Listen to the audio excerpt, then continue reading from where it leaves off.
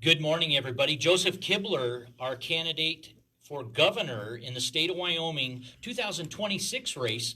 Today's guest on the Talk Shop. The Talk Shop brought to you from Studio 255 in the Laramie Plains Civic Center.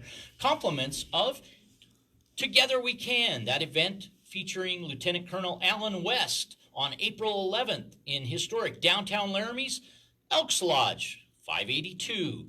That'll be an engagement starting at 6 p.m. You can get your tickets direct from the Talk Shop. As we look forward to an upcoming interview with candidate Kibler, we want you to feel welcome to interject your questions. Our phone number 307-460-3087. And the Talk Shop line also available by text. If you have that already in line, we have a number of participants from our audience who have provided us with questions of candidate Joseph Kibler, Wyoming governor to be. He'd like to yes, be. That's right. That's He'd right. like to That's be. right. That's right, Hey, Eric. hey, now, so how about an introduction of yourself for those in our audience who might not be familiar with Joseph Kibler? Yeah, absolutely. Great. Eric, it's such an honor to be here. Thank you so much for having me today. I'm Joseph Kibler, 45 years old. I live just north of Cheyenne with my wife and three beautiful children. We came to Wyoming because of the Wyoming values. My wife's family are Cheyenne, Wyoming natives. And we're just really glad to be here. A little bit about myself, a professional background, business owner, firefighter for about 20 years. Yeah, just really, I guess you could say, Eric, this isn't something you do overnight, right? You don't wake up one day and go, "Oh, I have a great idea. I'm going to leave my quiet life, my little ranch just north of Cheyenne, with my wife and kids, and run for governor." It's not something that you just wake up and do. This is something I think that has been deep in my heart for a long time. I have to say that November 6th seems just yesterday. It does. And 2024's campaign coming to general election November 6th was pretty powerful year in terms of the Candidate Awareness Tour 2024. Now we already start the Candidate Awareness Tour for 2026. So if you are interested in the history of this program, the Talk Shop in 2022 started a Candidate Awareness Tour 2022. Hashtag, you'll see all of those interviews that happened in 2022, and then in 2024 we did it again. We doubled the following, we doubled the impact, and hopefully invitations go out to every candidate. This is a program that's wide open. Mm-hmm. There's no charge for this for any candidate. So you have to ask yourself, if a candidate does not accept the invitation, why not? And I appreciate that you have accepted the invitation. The moment we were aware that your candidacy was announced, we got a hold of you, and we had prompt reply from you at the Talk Shop. So thank you for that and that responsiveness. Ready to rock and roll, Eric, because especially with your grassroots, you got to start somewhere, and I appreciate the opportunity to start somewhere, Eric. With you and here at the Talk Shop. So it's awesome. So we talked about who you are. Mm-hmm. What goals do you have for your campaign for Wyoming State Governor? That's a great question. So here in 2025, my real goal is for people to get to know me.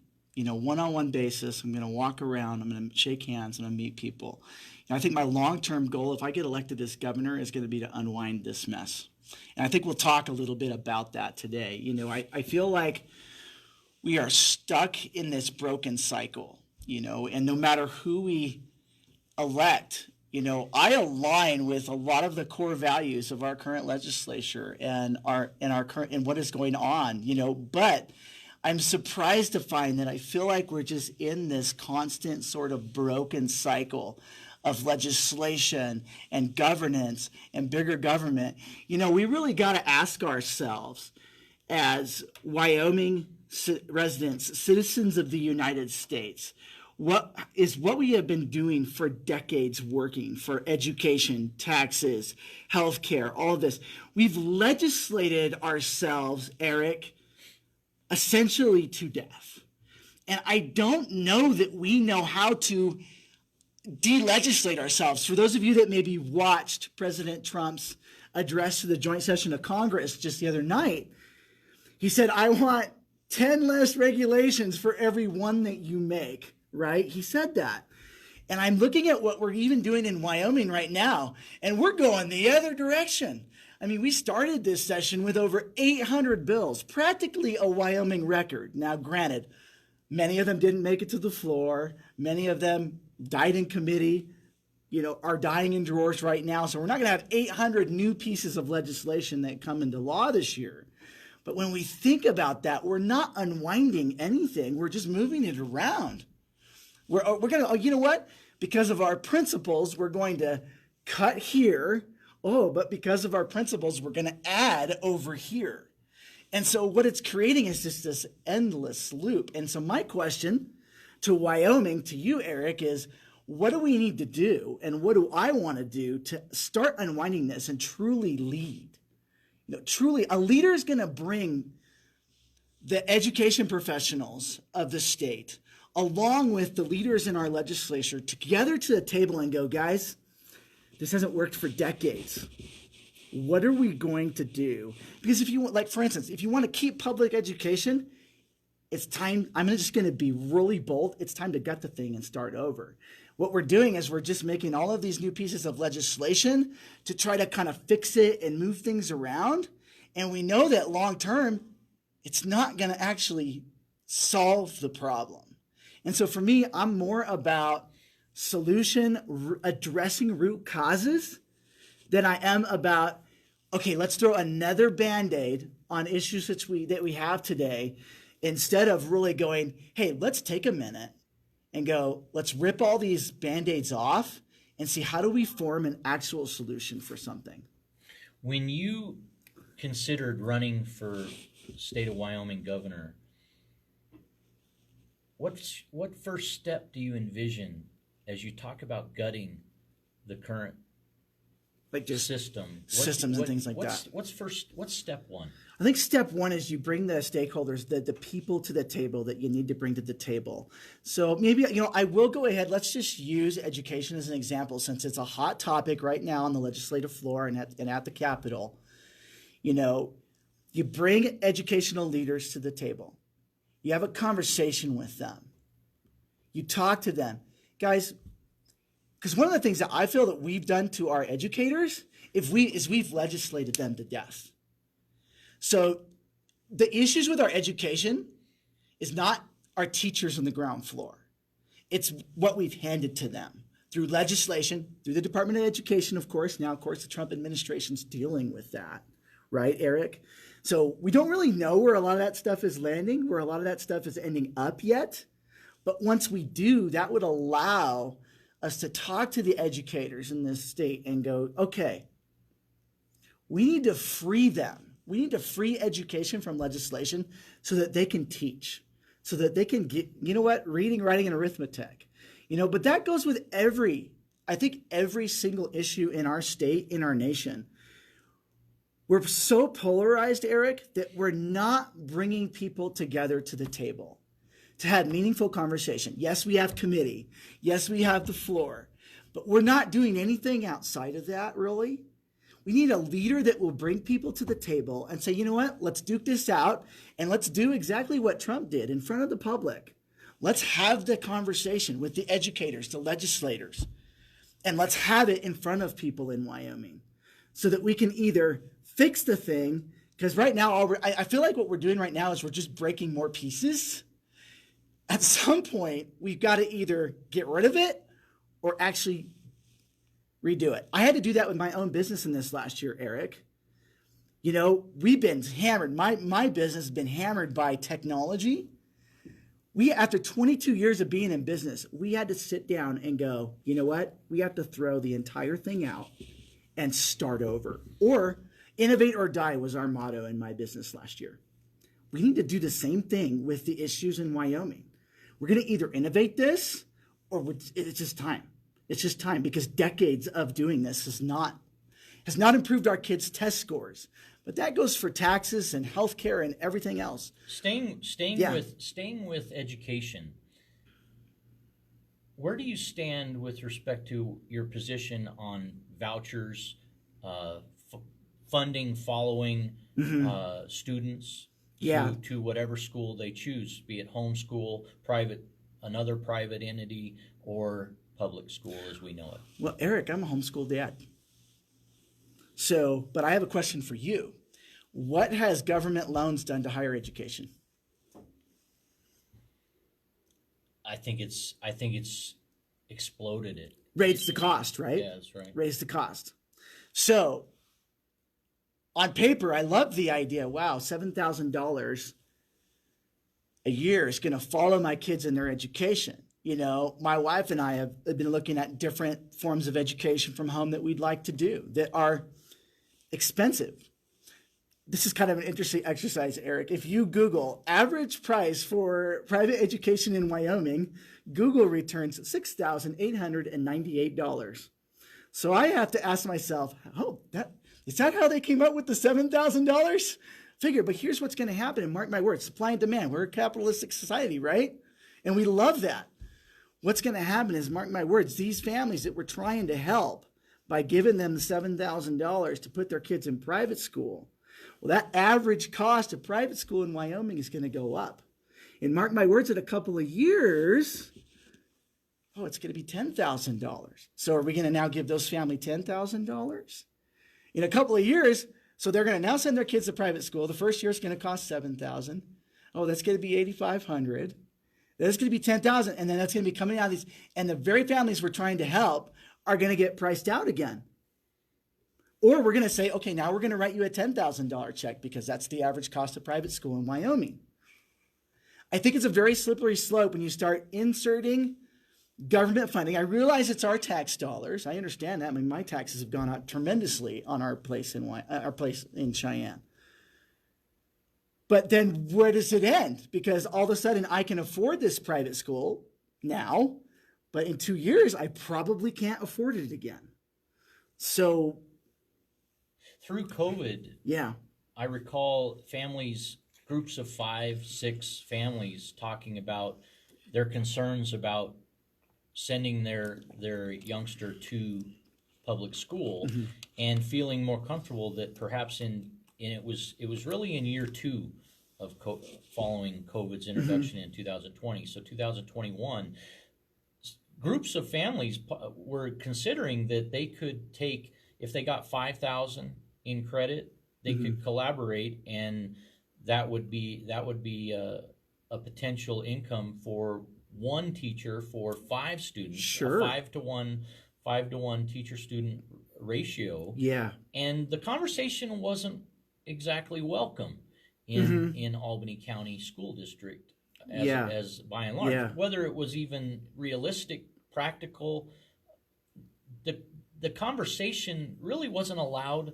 to flourish. And I on the Talk Shop, big believer in communication, big believer in give everyone the opportunity to come to the microphone in this platform, make it available for everybody so that there's not social isolation, disenfranchisement, and everybody has that opportunity.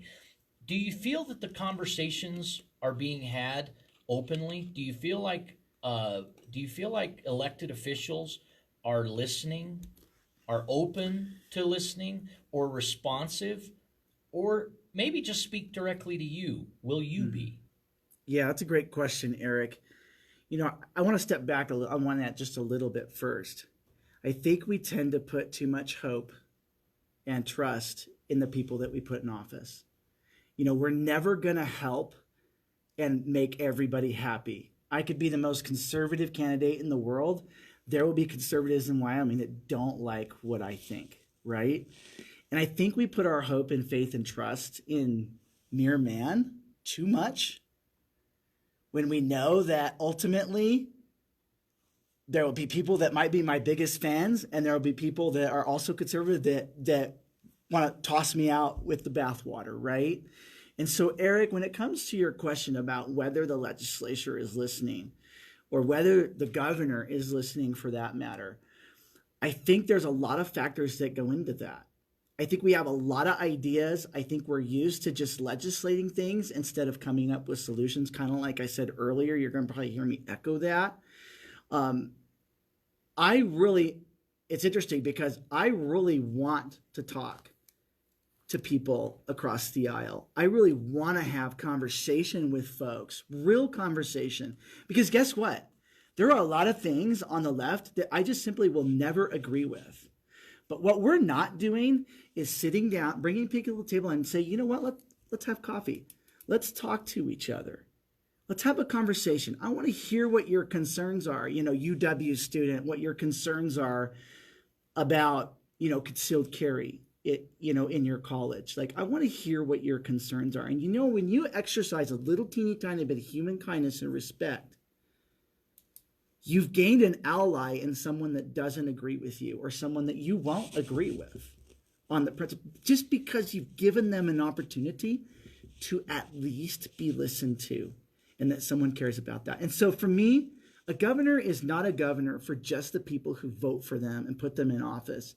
A governor represents every single person in Wyoming.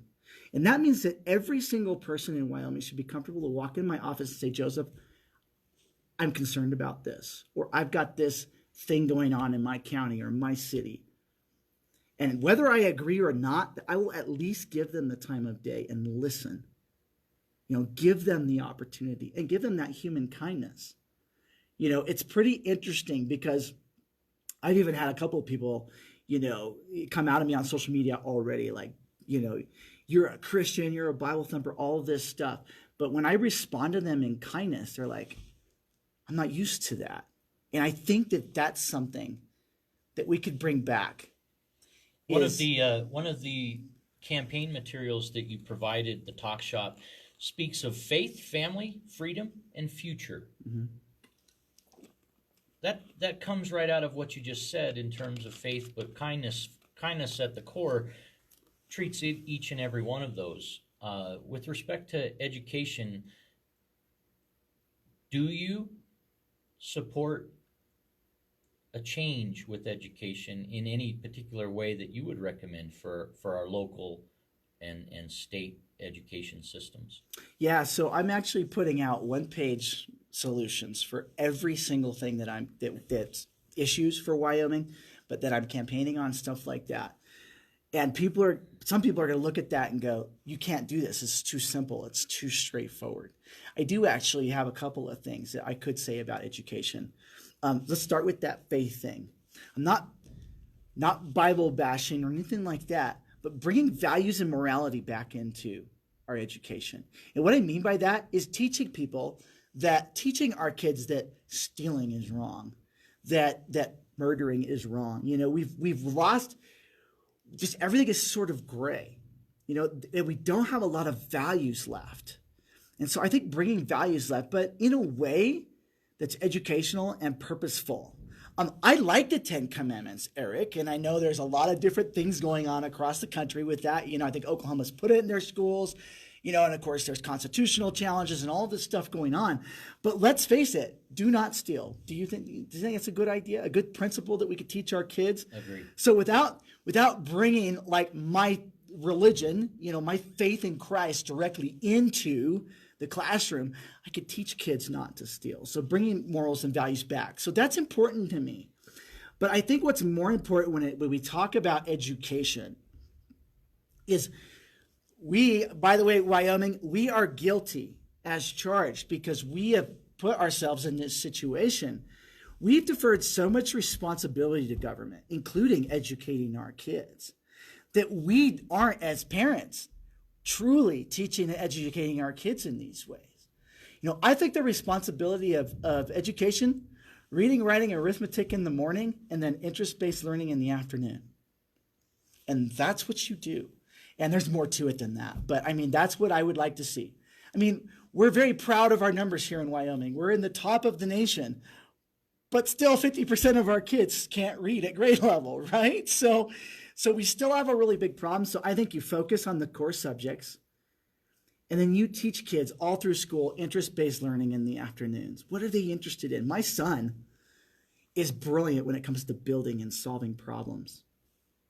So why does he got to learn Shakespeare? And I know educators might go, well, he needs to have that culture, and he can get that through his reading and his writing, but that he could focus on those gifts that he has. And every kid is different, and we put them in a box. And I know, how do you fix that? Because every kid truly is unique, and we require them to all have you got to meet this standard. But kids aren't standard. So, yeah, I think it's a lot to unpack, Eric, in one interview. No, sure. But, yeah. Our first question comes from the audience. Yeah. The state of Wyoming Constitution speaks of as free as possible an education. Yes. And with, as they note, $26 billion in reserves. Mm-hmm. In the coffers of the state of Wyoming, alleged. Yeah. Why, or would you support, their question exactly, would you support free college education at Wyoming's only 4-year institution, the state of Wyoming, University of Wyoming? That's a great question.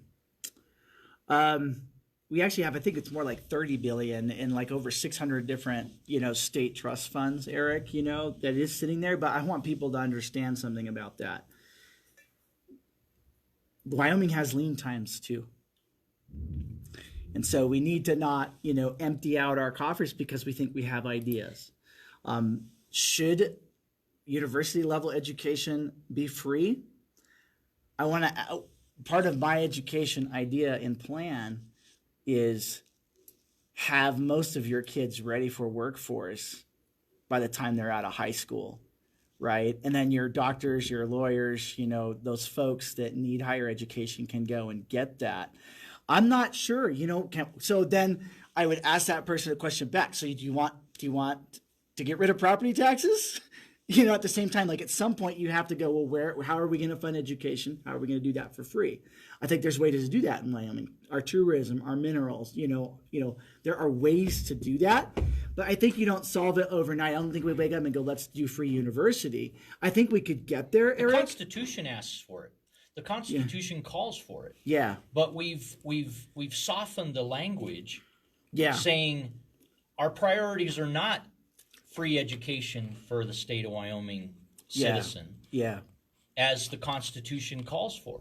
In a sense, where it's convenient, we deviate from the language that's black and white.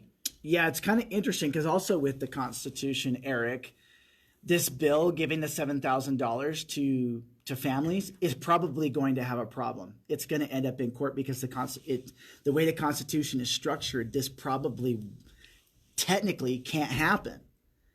So, in reviewing of the Wyoming Constitution, it's kind of surprising, you guys, everybody, like our freedoms in a lot of ways are kind of a facade. When you actually read the Constitution of Wyoming, or you look at the legislation that are the legislative burden on our shoulders, a lot of our freedoms are kind of facades. So we need to actually address that issue, Eric, because if we want free higher education, we have to, obviously there has to be a way to fund that. So we got to figure that out. Has nothing to do. I want to be cautious about talking about dipping into state reserves because you have to look at a bigger picture when it comes to state reserves. You can't just go, okay, we've got all this money. Let's just get rid of property taxes completely. Let's just fund all the counties and do that. And then all of a sudden we have a massive dip in energy prices or things like this, which we don't control in Wyoming, affect us and go, oh, shoot, we're bankrupt now, right? So I think you have to be very responsible. That sounds like a lot of money, but when you look at like the cost to run the state and then you go, oh, well, the cost to run all the counties and the cities and what goes on and all of that, that $30 billion actually disappears in a year or less if you're funding everything in the state. Granted, the state budget is not $30 billion, but you get my point on that. I'm going to take this opportunity to move to a second audience question with respect to, as governor, would you make public studies of windmill blade disposal and get with the Department of Governmental Efficiency to stop subsidies to use Wyoming as a trash can for failed Green Deal initiatives? Well, I think we already know that we're doing that, unfortunately, Eric, right? We're putting the windmill blades into old coal mines right now in Wyoming, and that is what we are doing. That's You right. know, I think that, Eric, when it comes to, just sort of these unintended, well, or intended consequences of some of these green energy things, yeah, we have to figure that out. I mean, we've already denied the country's nuclear waste, right? We did that recently. We said, no, we're not taking the country's nuclear waste. But now we're taking these blades, and I was actually at the Wyoming Outdoor Council meeting a couple of weeks ago, and they were talking about this, and it's like, what other solution is there? And I'm like, well, the only other solution for these blades is we put them on one of Elon Musk's rockets and we just launch them into space because they'll never go away. So I think when it comes to Green New Deal stuff, absolutely. It's not the direction we need to go. We need to support Wyoming's coal and oil and natural gas industries. We need to do that. We need to be open to future clean energy. We haven't figured it out yet, I don't think, and the side effects, and like solar is great, wind is great, but we're not counting the cost with this stuff. Solar is highly toxic when you have to dispose of it, just like the electric car batteries are highly toxic. And now we've got all these windmill blades that you can't put them anywhere. You can't do anything with them. I think that's a broader discussion, even on the national level, to go, what are we going to do with this stuff? Is it, I guess, filling old coal mines right now? Is that's all we've got? Honestly, Eric, that's all we've got. Like, what else are we going to do with it? I mean, I want to go back to a point you made that Wyoming has rejected the idea of nuclear waste disposal within our borders, but yet we've said green light to nuclear power. Yes, the Kibler that's coming online in a couple of years. Yeah, that conflict has to be mediated. You can't bring it about and not plan for tomorrow's where it's got to go somewhere. Yeah, at some point, Eric, I think the discussion with the windmill blades, with the nuclear waste, it's a national discussion, I think. Because basically, right now, our nuclear waste is just sort of moving around the country, right? Whoever will take it, it's sitting in temporary places. At some point, the music's going to have to be heard. Like, we're going to have to actually come up with a national level solution for what are we going to do with this stuff that we can't get rid of. Does the science support nuclear waste containment actually happening safely? We're making progress. I mean, technology is making progress in those areas, Eric. Especially in the sense. Is it safe enough to be placed in proximity to Old Faithful and Yellowstone National Park? Yeah, in the Tetons, and give glow to our national. Yeah, that's one of the 3 locations nationally that we've identified as a potentially safe place to put nuclear waste. Of course, we've said no. It's not safe anywhere. Like I said, I think when you have to think about nuclear waste, it's like the only thing that comes to my mind is put it in a rocket and send it way out somewhere where it can't come back, because I don't know what else to do with it. Now, I will say this. There is technology. Our wonderful engineers and our people who are way smarter than me around the world are coming up ways to reuse some of this stuff, right? So it's recyclable, it's reusable, there's no waste. But we're not there yet. We're not there yet, Eric, but I think that a lot of this is kind of a national discussion. What do we do with this stuff? Yeah, windmills make a decent amount of power, but they have a shelf life. So I think we just got to really get creative with it. With respect, we've talked about education, we've talked about nuclear power. Mm-hmm. With respect to any issue, where do you stand with respect to local, federal, and state powers and their interactivity together? I love that. You know what? So, most of us, we sit in our homes and we might have an HOA, right? That's our first governing body. Then we have the city, then we have the county, then we have the state, then we have the feds. We have this massive burden on us. I think when it comes to the balances of those things, I think we've gotten too far and too deep with it. I think about, we have the Second Amendment, for instance, Eric, right? The right to bear arms. simple. But then we create more layers on the Second Amendment as it goes down into the city and the county and the state. And so, okay, yes, we have the Second Amendment, but we want to have all these things too. And we do that with absolutely everything, to the point where the populace is confused and has no idea what we're allowed and not allowed to do. It's very confusing. Should the right to bear arms be infringed? Never. It should just be that. It's black and white. So, yeah, to me, it's black and white. So now, we created gun-free zones in 1990. I was 11 years old. Yeah, 11 years old. Can I do math? No, 10, 11, 12. I was 11 years old in 1990. It was deemed unconstitutional 5 years later, but we never unwound it, right? So now we've had 30 years of people who have grown up in gun-free zones, who don't have the same acumen that was pre that date when it comes to firearms, the management of firearms, things like that. We don't value life as much. We've got some modern day sort of things that we've got to deal with now, but it should be black and white, Eric. You know, it really should be. What's your response to the audience member for the talk shop that would contend thoughts and prayers are not enough?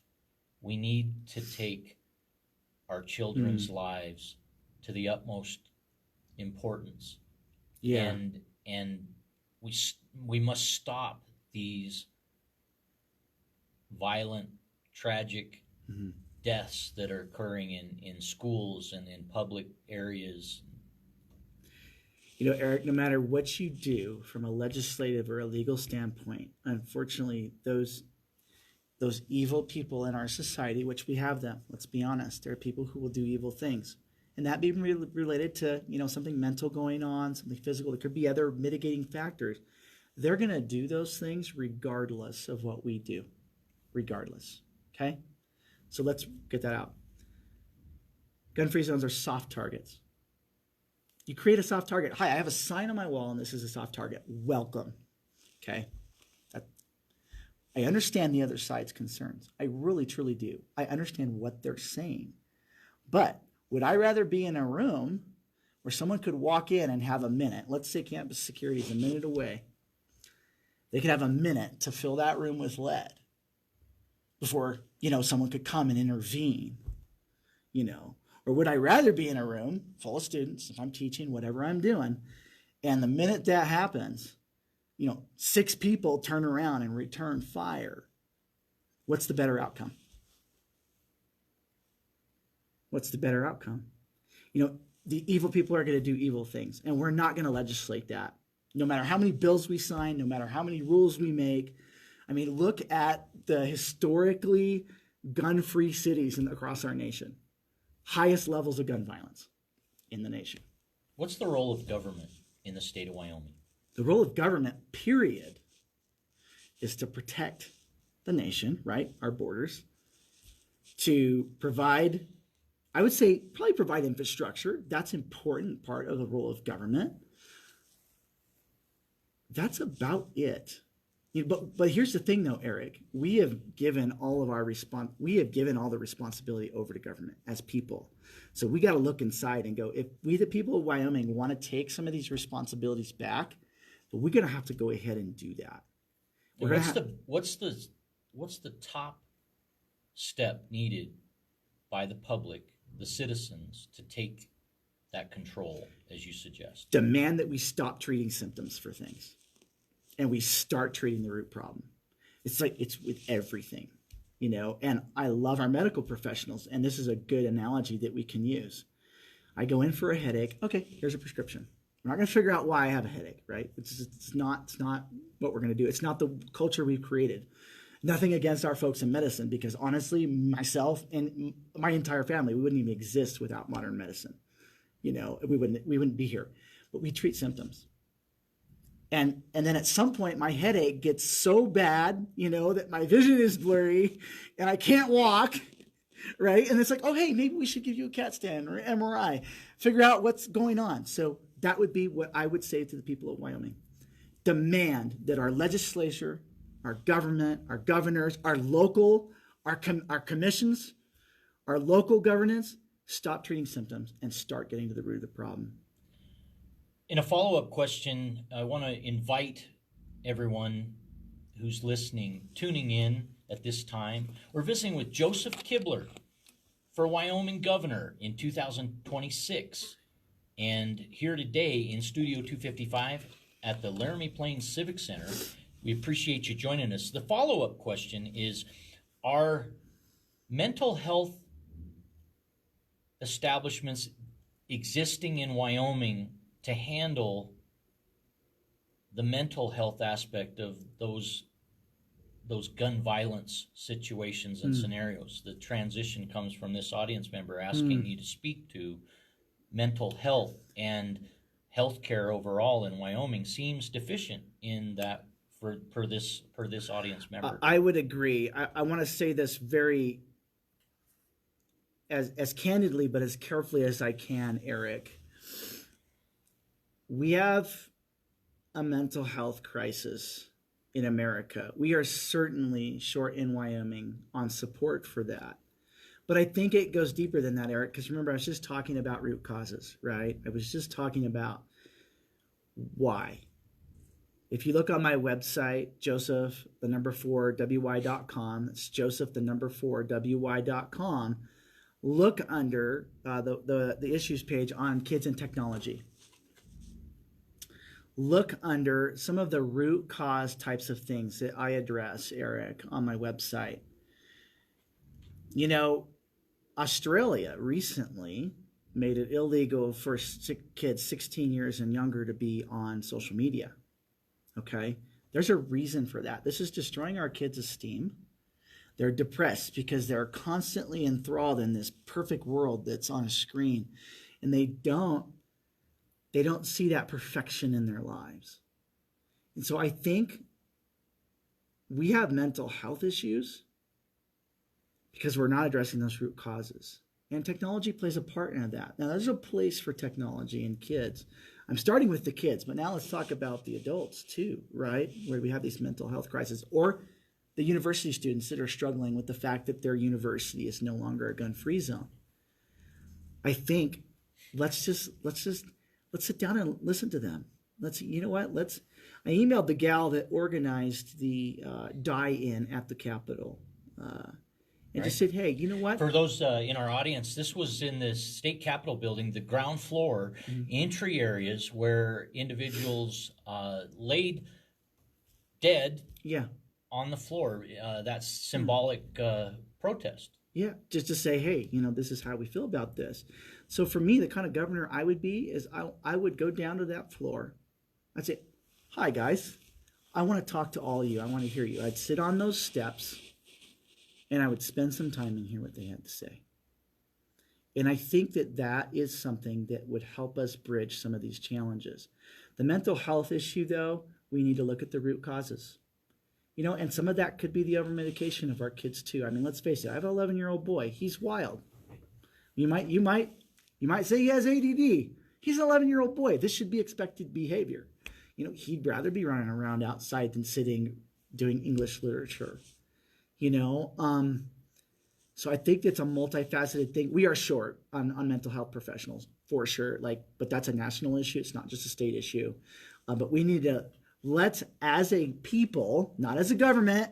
Okay, let's separate that. As a people, go, what are the root causes for this? Mental health is an area in many areas of healthcare, frankly, are so deficient in Wyoming that you don't have to gut healthcare in Wyoming and restart. You can start. So this is really a fresh slate where you might immediately set to work. And what step would you take with respect to healthcare as you look to be governor? You know what?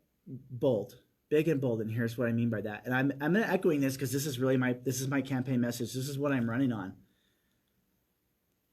When you go to the doctor's office, let's do the root cause. Let's figure out what's going on with you. It's very expensive. Healthcare is very expensive. We all know that. It's very, very expensive, and it's getting more expensive every day. You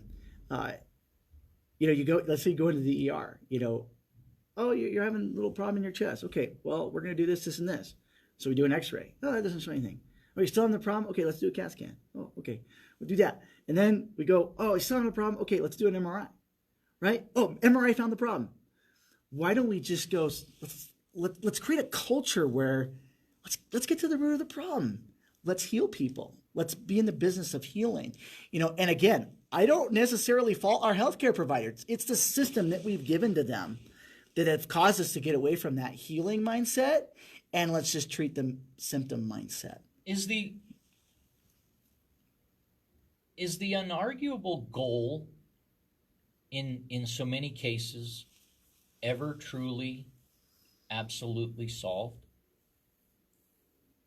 Is that even possible? No, because as long as you have people involved, it's always going to be that way. I think that what we really need in Wyoming and across the country is we need people who are just regular folks, who really, really just can bring ideas from outside the box of politics. Because you know what? Even if I'm elected governor, I don't ever anticipate that I will operate like a politician. I'm here, I'm raw, I have no notes, Eric. I'm just speaking my mind, and that's how I will be as governor. Can I get it done? So let me tell you this. You can't unravel decades of legislation in 4 years as governor. Okay, so let's be realistic about that. But you can bring fresh ideas to the table that can help lead the people or lead the legislature, be a leader of the legislature, which is what you should do, and say, hey, guys, let's start unraveling this ball of wax, because we're going to get to the end of this legislative session, and all we've got is more layers of bureaucracy in different ways. What would you say to the individual who says, not true, Joseph Kibler? Oh, yeah. You can do this inside 4 years. All you need is to present cause as justification for the action that would stand up to a court of law and might suggest legislative solutions to work through each and every one of these aspects on a case-by-case basis. Yeah, I love it. And I was thinking a lot about this, Eric, even as I was driving over here. Take taxes and tackle it, right? Piece by piece. Let's not work on 9,000 different pieces right now. Let's take taxes. Let's work on it. Everybody, let's tackle it. Let's get it done. How do you eliminate distraction in your life? You can't. Well, see, I have all my notifications turned off on my devices. That's how I eliminate distraction. But let me ask you this question, Eric. So you said, can we do it in 4 years? Well, I'm married.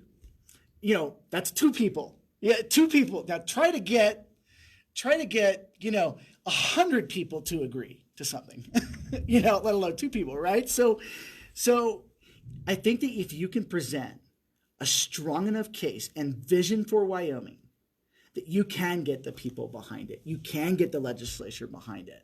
But we got to start leading. And I think that maybe that's where we're really probably lacking the most right now, is strong leadership that's in front of the people. And I don't mean in front of the people in the sense of like unaccountable. What I mean is like that's doing this, that's just hanging out, that's actually just doing this. And we're not doing stuff, behind closed doors, So I think, Eric, 4 years is tough. And I would say this, you know what? I'm going to use Trump as a scapegoat. He wasn't able to do much in his first 4 years, right? But his second 4 years, he's getting his vision done, right? I think for me, I have enough time to get that vision to the people of Wyoming that perhaps we could get buy-in from legislature and we could get some things done. 2 questions come from Cheyenne. Yeah. The first one is this. Is there any candidate who would run for governor which would cause you to suspend your campaign? Great question. I know that there is rumors that our wonderful congresswoman might be potentially running. Right now, the answer to that is no. I've thought a lot about that, and I feel, you know what? I will just say this boldly and out to the audience, Eric. This is a deep well do this. And it's not something I just said, that my life has prepared me for. And so at this time, I thought a lot about that question. The answer is no, not at this time. Yeah, that's how I can answer that question.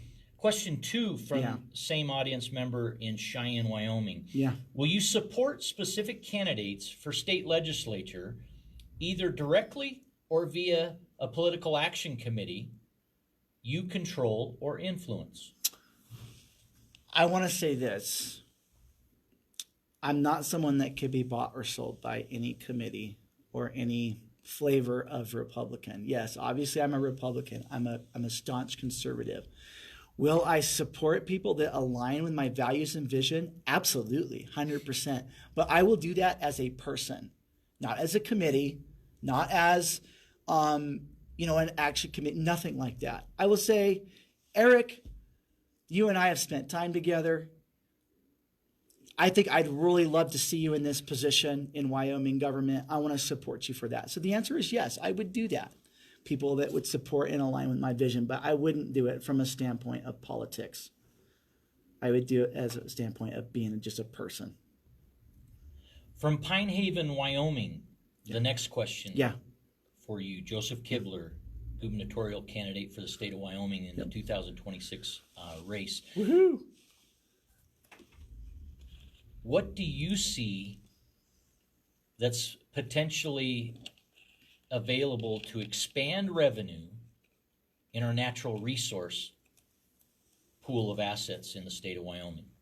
Yeah, I mean, energy and tourism. Obviously, we all know those are our two main resources for revenue. Do we get all we can? I think the question from this Pine Haven resident. Yeah, so the answer to that is no. We had the Biden administration, who we know, shut down energy in Wyoming significantly. And now, of course, we're in the process, federal government's in the process of unwinding that, but absolutely not.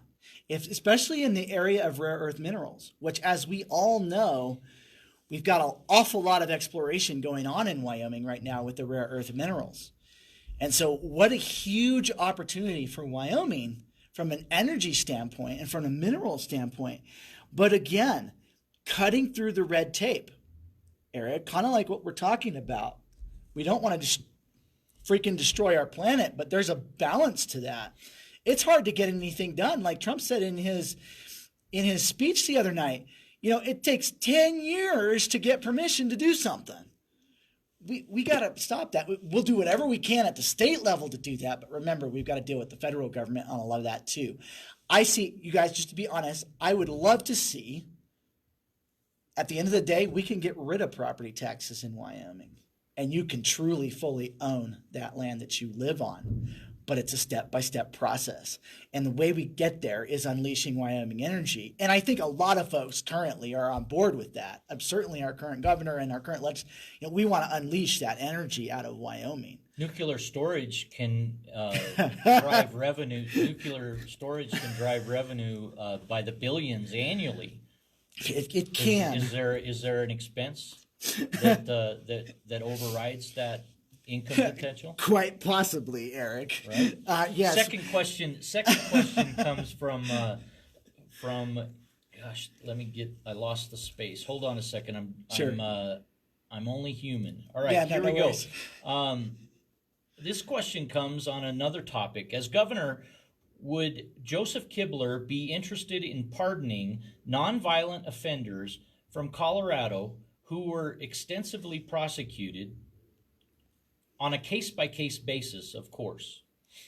Example, when this audience member was 18, they were charged with a felony for 3 counts of driving without a license. Something they don't do anymore, according to this audience member. Hopefully not. But it's still on record from when it was a law. Mm-hmm. You know what? I think what we would need to do there, Eric, is much. Again, I'm gonna go back to what Trump has done. He's put someone there to look at merit case-by-case basis. I understand doing stupid things in our youth. We've all done that. I think there are very few of us, either if you're watching online or if you're listening on the radio, have not done something stupid in our youth that's affecting your life. I think there's absolutely opportunity there, Eric, for second chances, of course. And that'll go back to my faith thing on my flyer there, Eric. I mean, We are given so many chances. I think absolutely there's opportunity for that. Absolutely. If, of course, it is within my power to do so. I have to appreciate this question from Casper, Wyoming. Yeah. It's quite simple. Yeah. Greater than, less than symbols on this text, right? Okay. And this audience member would like to know states' rights versus federal rights. What say you on the greater than or less than? I say neither. Equal. Personal rights. Okay. Yeah. Yeah, we're a constitutional republic. I want to remind everybody of that. The Constitution of the constitutional republic is very different than a democracy. A democracy, more or less, is the rights of the collective, right?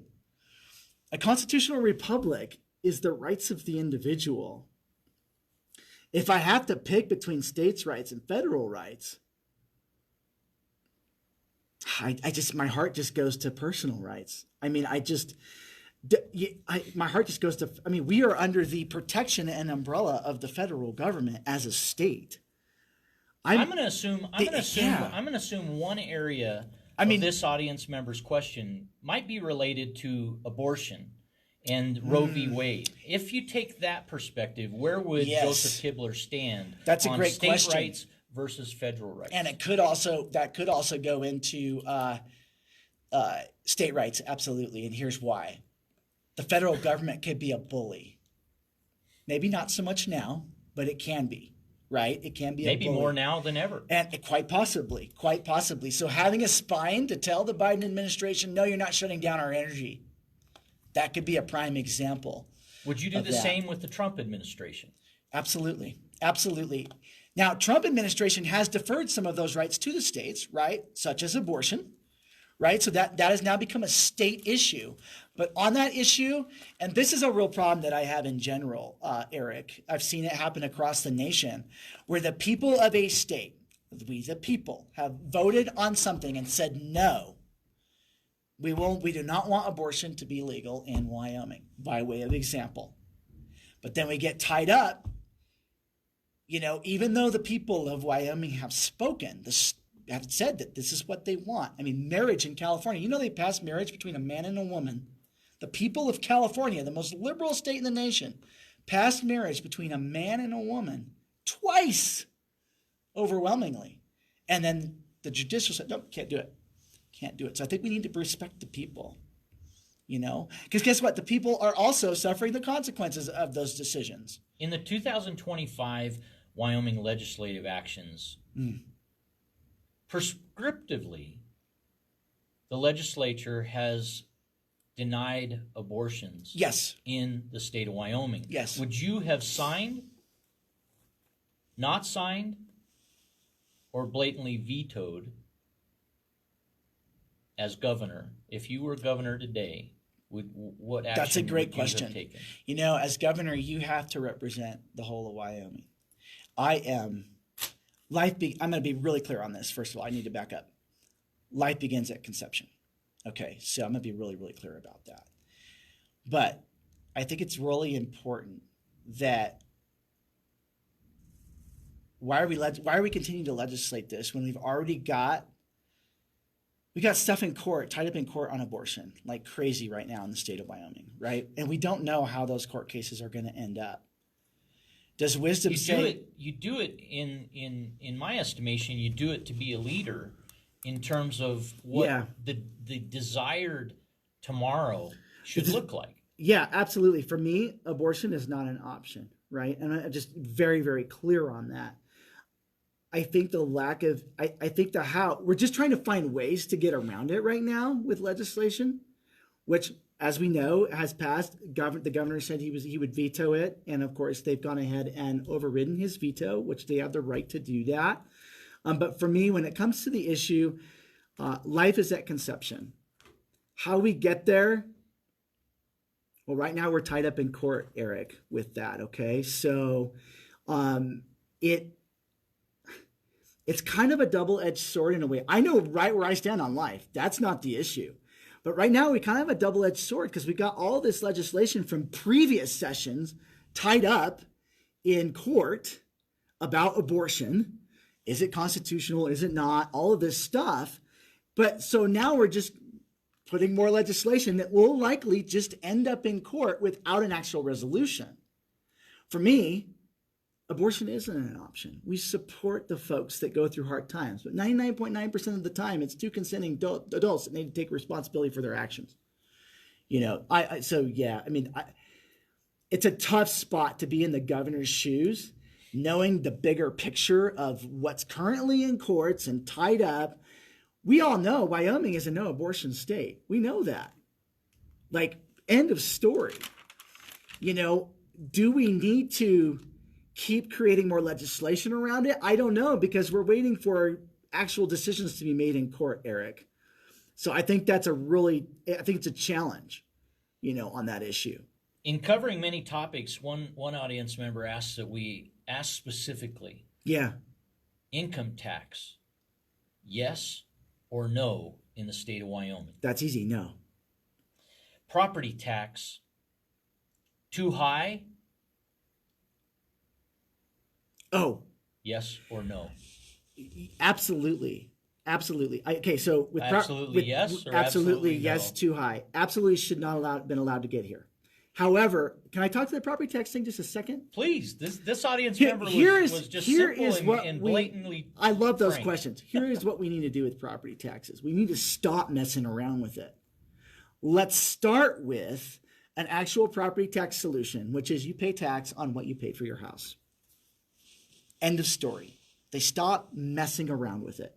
If you bought your house 20 years ago and your taxes was $1,500, that's what you've paid for 20 years. And guess what? That's great. There's some argument whether the Constitution would support this as being fair and equal or not. However, if I buy my house for $1 million yesterday, I can afford it and I pay taxes on $1 million. End of story. That's step one on property tax. I think ultimate goal, you want to get rid of it. But the reason that people can't afford, it's kind of funny you mention this. My property taxes for my little family has gone up a couple of $100 a month. Guess what? It's not just people who are retired or veterans that are on a fixed income. My family lives on my income. When you talk about adding thousands of dollars of property tax to my little family, that affects our groceries. That affects our utilities. So the first thing you got to do is you got to kind of stop it. You just stop messing with it. Senate Bill 282 got really close to that. Of course, it did not make it through the floor this time. Senate Bill 282 got really close to people being taxed on a fixed value of your house. Because if you think about it, 6,000 or 8,000 homes or properties change hands every year in Wyoming, roughly. They are now paying higher taxes on those higher purchase prices.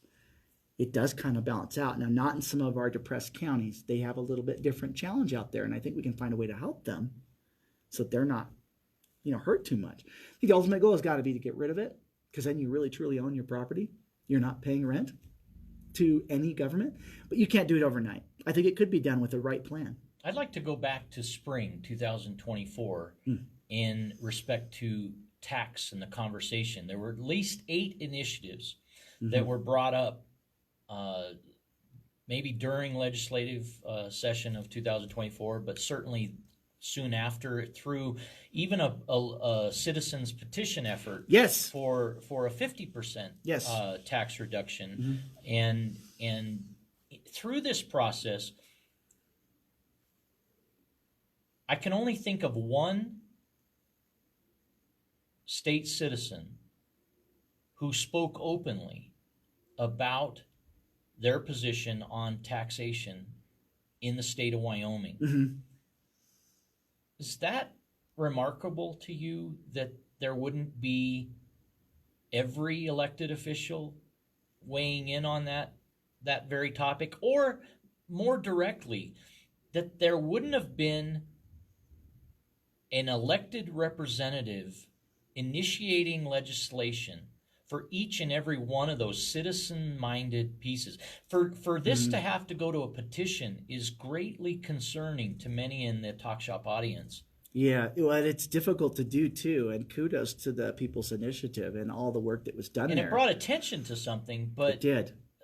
take the muddy water effort of the 2025 legislature, and I'm not sure what the public will experience out of this reduction. Clarity doesn't seem widely shared. Here's one from a media standpoint. Yeah. I no longer get press releases that do this. I have registered for every press release that's available in the state of Wyoming government. Yeah. I do so in the county government. I do so in the city government, so that I get each one of those things. You know that if roads close in the state of Wyoming, you no longer can get that news and information immediately. You get it like everyone else via online. Yeah. And you share it. So state of Wyoming doesn't utilize every asset available in the community to the public's best interest. Yeah. You know, it's interesting that you mentioned that, because I had noticed that, because I watched a lot of the legislative sessions, obviously, Eric. You know, you can't comment on any of the legislative sessions on social media. They have comments turned off. Do we not want it? They have comments. Is it blatant? Is it blatant message that the public information, public comment is not wanted? They have comments turned off on their YouTube channel so that you cannot comment together and have a conversation. Yes, you can comment on bills through the Wyoming legislature website. Email your representative, right? That's what you get. Which you can do, and most of us aren't hearing back from our representatives, and we know they're busy. I mean, these guys they're working hard. I'm not going to get into that, but you cannot comment on the YouTube feed. And if you do force email comment or phone calls, or verbally ask somebody directly, face-to-face interaction, you get an immediate answer. Yeah, you and I have that luxury here today on the Talk Shop. Yeah. But when emails go and an elected official doesn't even respond with an automated response in this day and age, is that acceptable or unacceptable? No, it's not. In fact, I've heard a lot of people across the state of Wyoming struggling to get a hold of their representatives. There's a few representatives that are kind of shining right now in the communication area that are really keeping their communication with their constituents. But a lot of them are not. You know, and I think that's where the lack of sort of transparency, or the feeling of the lack of transparency, comes from. You know, we shouldn't be afraid. I'm not going to be afraid to talk about my tax policies, Eric. And I will talk to them about them until I'm as blue in the face as this bottle is that you get, this water bottle that you gave me. You know, because those are things that I need. We don't need to because here is the promise right now of the 25% break that we're all getting, or whatever it ends up being. The promise is that they will continue to mess with this for the rest of our lives. Every single year, there's going to be property tax. We're going to do this now. We're going to tweak this now. Now we're going to try this experiment with the Wyoming people.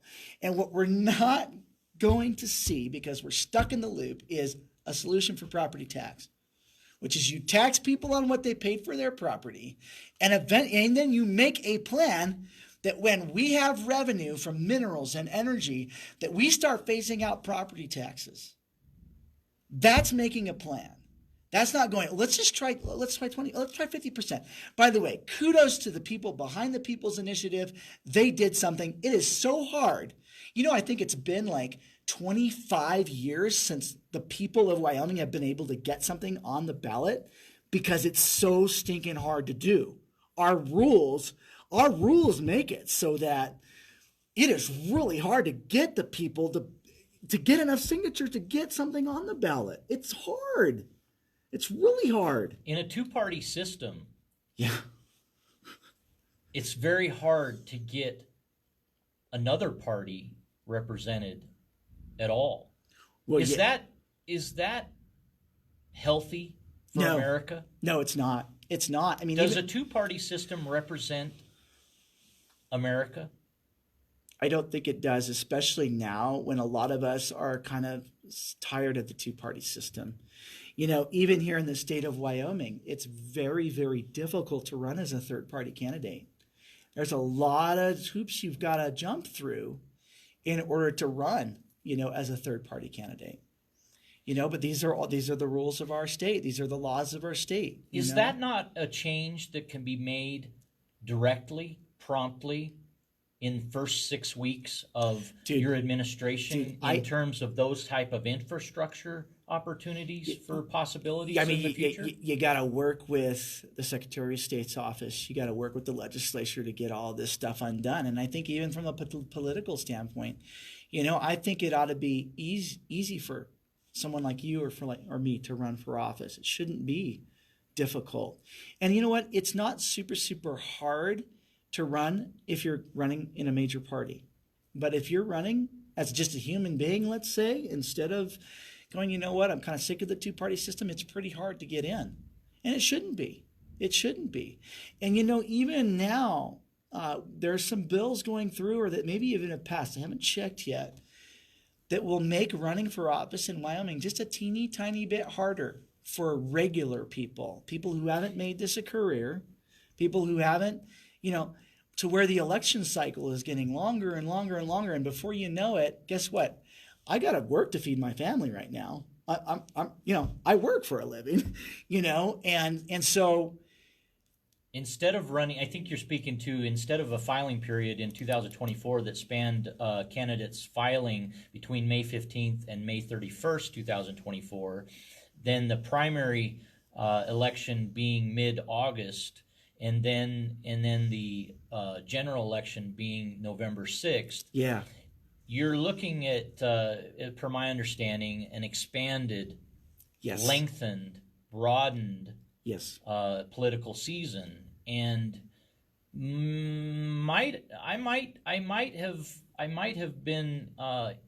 might be in many ways interested in a longer primary election campaign period because, frankly, you get a core 6 weeks. Yeah, it's very quick. And it's ultimately so fast that it's tough to get the issues out, and I think awareness is really critical. And the situation where candidates don't respond, was blatant to the Candidate Awareness Tour 2024, when every candidate is invited. Yeah, to everything. On air. Yeah. In writing. Every opportunity face to face, and yet the turnout was not 100%. Yeah, well, I think, Eric, that you could do things of your own volition like I'm doing now, right? I'm deciding that that's what I'm doing. And I'm committed to a certain amount of events every week, but I got to work for a living. I got to take care of my family. I think the flip side of that, is it does become a career politician sort of game when you start extending things out to where you're basically always running, where you've always got to be running. And that also affects your ability to get the job done. Who are advocates for the change? You know what? I'd have to look at the sponsors of the bill. Are you? No, I'm not, to be honest. And here's why. I think I kind of told you. It starts to become a class where, you know what? It's only the folks who have the pockets to do it that can run continuously, right, Eric?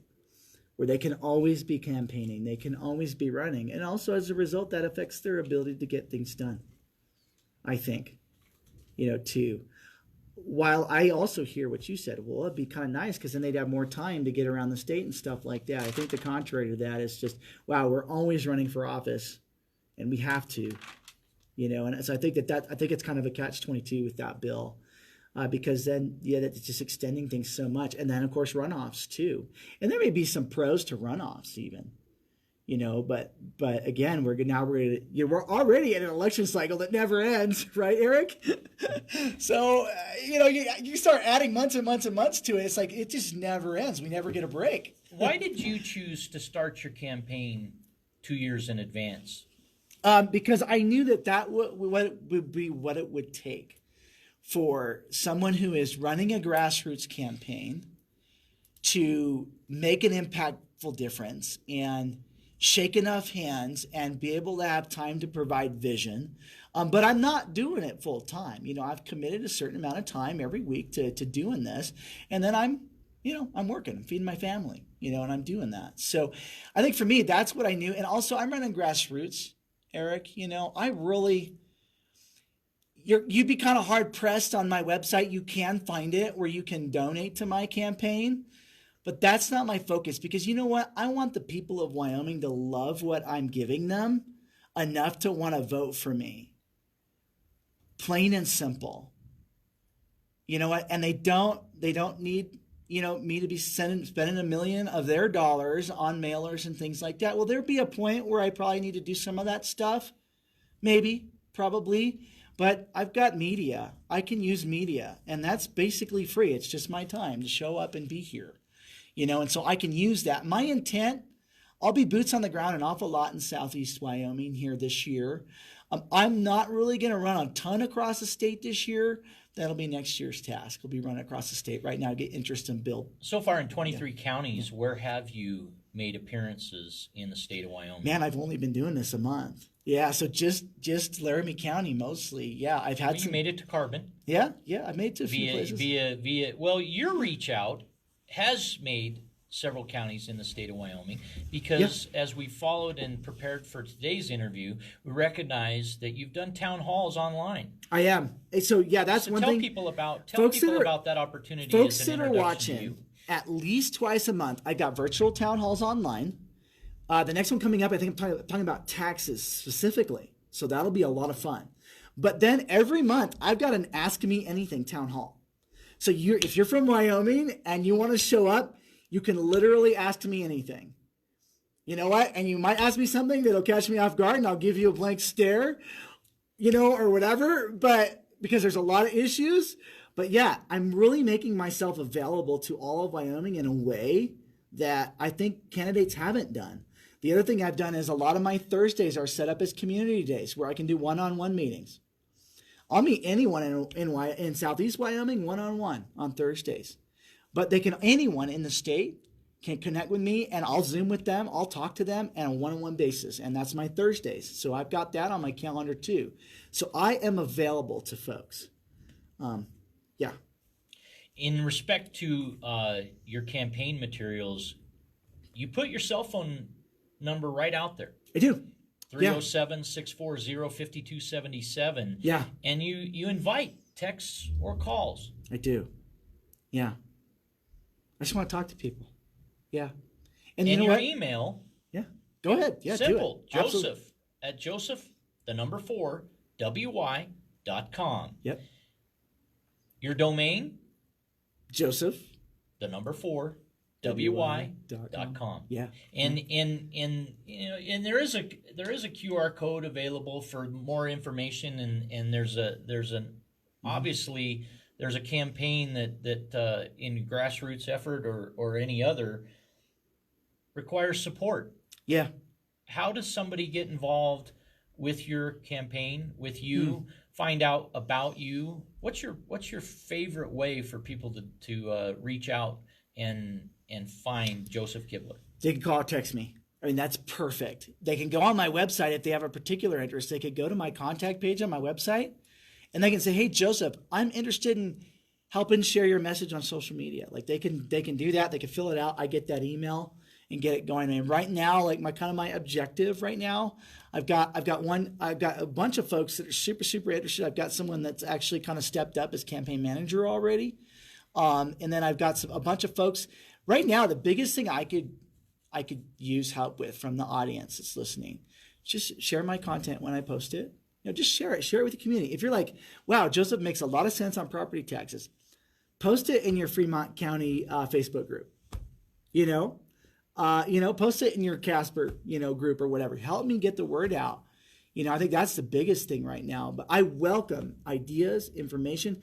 I've got this little blue book that I don't think I brought it with me. It's my campaign book.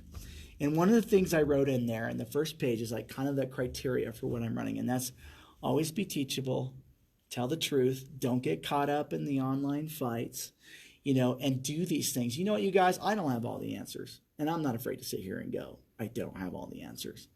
But I want to hear from the people of Wyoming. So, yeah, love to hear from them. Yeah. On behalf of the Talk Shop, I'd like to thank you, Joseph Kibler, gubernatorial candidate for the state of Wyoming's governor position in 2026 elections.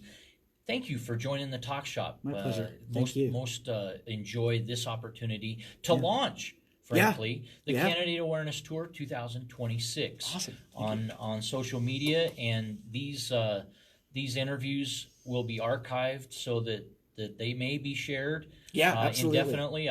I pride that 2022 interviews are still available, at least till the end of March, as Facebook has made a change in that practice. We're navigating alternate places to host those and archive those and make them available, because we're not into gotcha on the Talk Shop.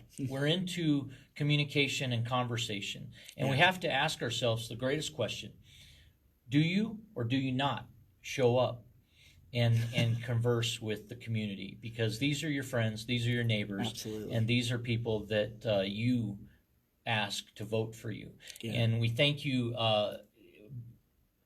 It goes without saying, the views and opinions expressed here are those of myself and guest today, Joseph Kibler, candidate for Wyoming governor, and not those of any of our show supporters and sponsors. And in that, we thank you again. Thank you, everybody, for making this program. Thank you, Eric. Appreciate it. Thank you so much.